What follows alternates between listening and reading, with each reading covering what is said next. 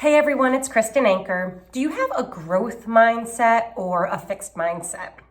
I just reread the amazing book by Dr. Carol Dweck, Mindset, Changing the Way You Think to Fulfill Your Potential. I read this book about 3 years ago, and I recently just reread it because I'm in an amazing book club.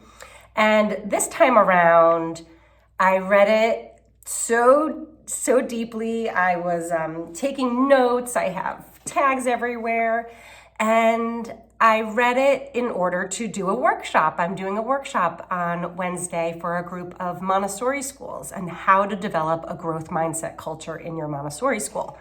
So I feel like I got so much more out of this book, and I just wanted to share with you the difference between the growth mindset and the fixed mindset. In the very last chapter, Carol Dweck has a really great visual, and she talks about the fixed mindset. And know that you're going to have both. There's going to be both that, you might have a fixed mindset at times about some things, and then you might have a growth mindset about some things. Our goal is to have that growth mindset because of this.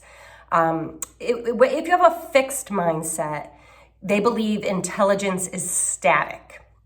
It leads to a desire to look smart and therefore a tendency to avoid challenges, to get defensive or to easily give up, to see effort as fruitless or worse, to ignore useful negative feedback, and to feel threatened by the success of others. It's that scarcity mindset. As a result, they may plateau early and then achieve less than their full potential.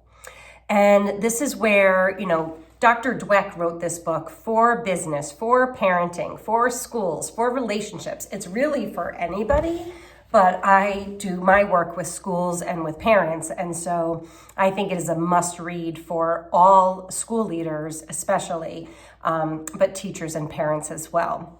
So much of our beliefs come from this early childhood time, birth to age 7. So we need just to be aware of what is the mindset that we are supporting our children to have. So let me read to you what the growth mindset is. Growth mindsets believe that intelligence can be developed. It leads to a desire to learn and therefore a tendency to embrace challenges, persist in the face of setbacks, to see effort as the path to mastery, to learn from criticism, to find lessons and inspiration in the success of others. So as a result, they reach ever higher levels of achievement. There's so many different quotes that I use within my work with parent coaching, for example. And one of the positive discipline tools is mistakes are opportunities for learning. And this is what they believe here in this book, is that there is no such thing as failure, right? Failure, we're going to fail forward. You have to have some failure. That's the only way you're going to learn. So to really embrace failure, to embrace these mistakes are just opportunities for learning. And when we can really just focus on growth.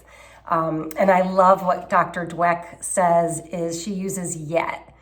And I now am using it with my children and it really, and with myself too. I'm not there yet because there is always this room for improvement and growth and development.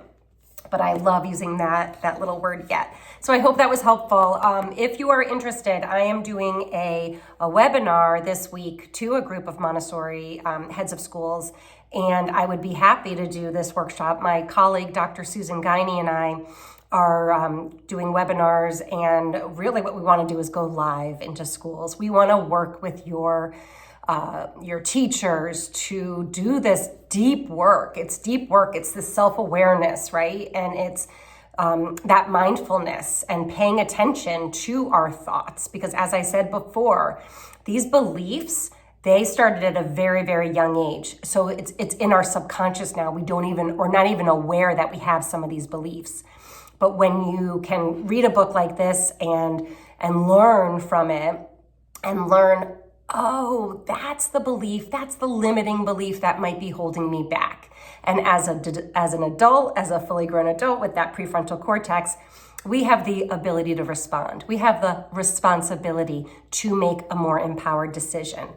We don't need to have those limiting beliefs anymore. So I hope this was helpful. Send me a message if you're interested. Let me know, have you read this book? And what are your big takeaways? Bye for now.